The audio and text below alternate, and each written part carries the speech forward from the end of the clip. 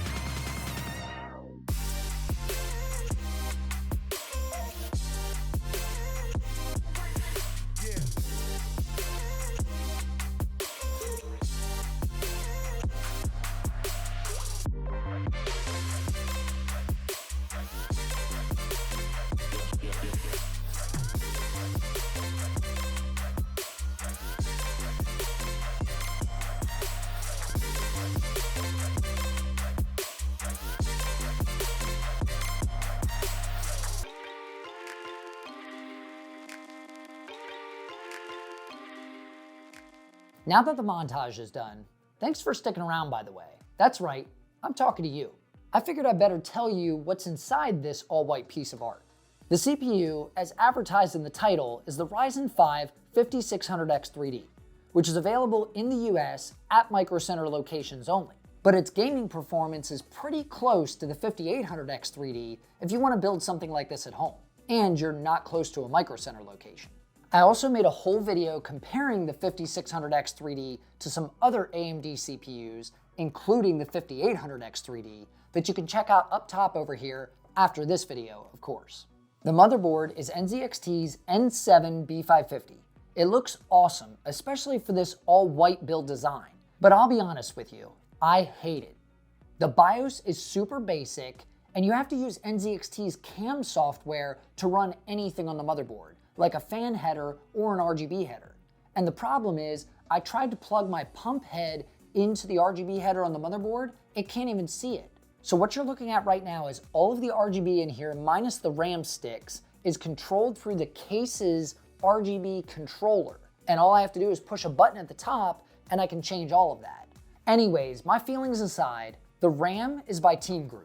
It's 32 gigabytes of T-Force Delta in white running at 3600 megahertz. I went with all-in-one liquid cooling for this PC, and it's the DeepCool LT720 in white.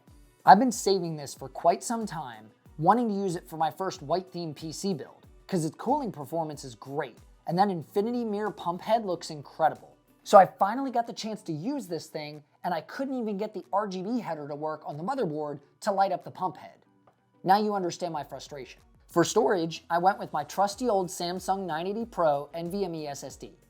It's a 1 terabyte drive, although prices have come down so much lately, I might need to pick up a larger capacity. The power supply is fairly standard. I used Corsair's RM850x in white. It's a little overkill for this build, but most things are these days. Oh well. The case is the Montech Sky Two, and it honestly ties the whole thing together with its glass paneling, multiple RGB fans, and of course, its white aesthetic. I'll be doing a full review on this case if you're interested, so make sure you subscribe and turn on notifications so you don't miss it.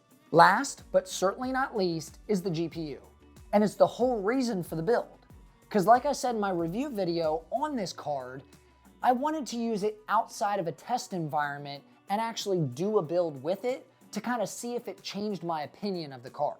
So even though it's not white, The Nvidia reference design RTX 4060 Ti still matches the theme. Now, many reviewers dislike this GPU. Right now, they cost about $400 to $500 for an RTX 4060 Ti. What if they drop the price to say $300? Would that make it more compelling? Of course it would. So don't worry about price in this video, just look at raw performance. Speaking of performance, let's talk about how this thing handles. First of all, I had to settle on a resolution between 1080p and 1440p. Now, Nvidia is marketing the 4060 Ti as a 1080p card. However, I did a little poll and asked around. I didn't get a huge response, but I got a response. What kind of gaming resolution would you expect to play at? And the answer was unanimously 1440p. So you know what? That's what I tested at. You know, when I did the testing, I initially started recording myself with the computer set up and I was sitting here playing and everything. I've seen a couple creators do that and I couldn't concentrate on talking to you and playing the gameplay at the same time. That's why I would make such a bad streamer. So I figured, why not just record the screenplay, play that, and then talk about my experience later on. I even took notes. The first game I played was Fortnite. I used epic settings with 100% render scale, and TSR was on low at native resolution. This system ran 81.6 FPS average with 51.9 for the 1% lows. I honestly think if you want to play at 1440p resolution, this card should not be used on max settings. Maybe something like high or medium or a mix of those if you're looking for the higher resolution. Now, if you want to play on 1080p, go ahead and max the thing out and you could still get a good frame rate. But that's not what this video is about. Most people won't visually notice the difference between high and epic settings, but frame rate difference, that's something people notice. Turning on Nanite and Lumen with ray tracing enabled is a horrible experience. Just to get a playable 60 FPS, I had to use DLSS. But there were so many frame rate drops, I gave up mid-match. I understand Fortnite's a more competitive shooter type of game, so I probably should have ran medium or low settings just to see what kind of crazy frame rates I should get. Next time I'll do that, I promise. The second game I tested was Starfield. Brand new game, brand new drivers, lots of bugs, you know the deal. With the 4060 Ti build, I saw a 68.9 FPS average and 56.5 for the 1% lows. Like I said, not really a max settings card, but I wanted to show you the worst case scenario. And believe it or not, 70 FPS is perfectly playable at 1440p on Starfield. Now the next game up is Hogwarts Legacy. I did run more in-depth testing and things turned out a little better.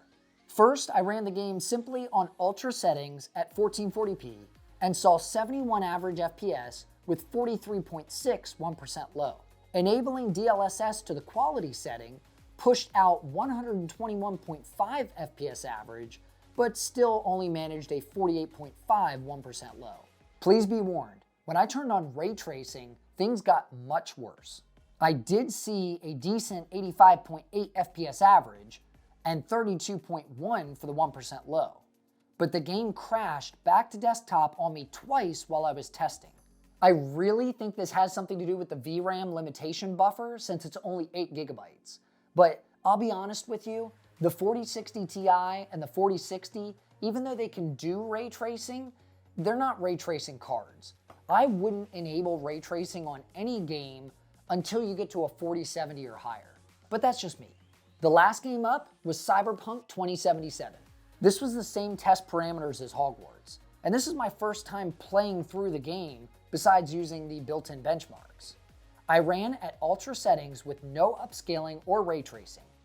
Cyberpunk was very smooth at 59.8 FPS average with 45.7 1% lows. Turning on DLSS to quality netted 73.3 average FPS and 48.6 1% low. I didn't notice any image quality difference when enabling DLSS either. Some people can, I didn't. Believe it or not, this was the only title I was impressed with the 4060 Ti's ray tracing gameplay. It didn't crash or stutter and turned out to be a very playable experience. I saw 51.4 average FPS with all ray tracing settings on medium. Now I did get 24.9 for the 1% lows, but it still felt smooth. Okay, let's talk about my first all-white system and what I think about the build. I absolutely love how this thing turned out. visually.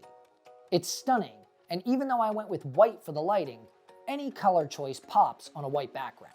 The case wasn't too bad to build in either. It's got a lot of great features for its low price, but like I said, that's for another video. Now, performance-wise, that's a different story. The 5600X 3D, on the other hand, love it. It performs great, and I've tried it with an RTX 4080, doesn't even miss a beat. So you could pop something like a 4070 or 4080 or 7900 or 7800 XT in with the 5600X 3D and get some awesome gaming experiences. The 4060 Ti's gaming performance doesn't constitute its $400 price tag. And I'll be honest, this system cost about $1,400.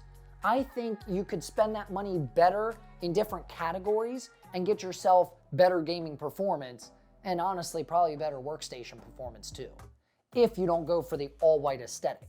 That changes your price tag a lot, and it kind of changes the parts you can pick for your build too.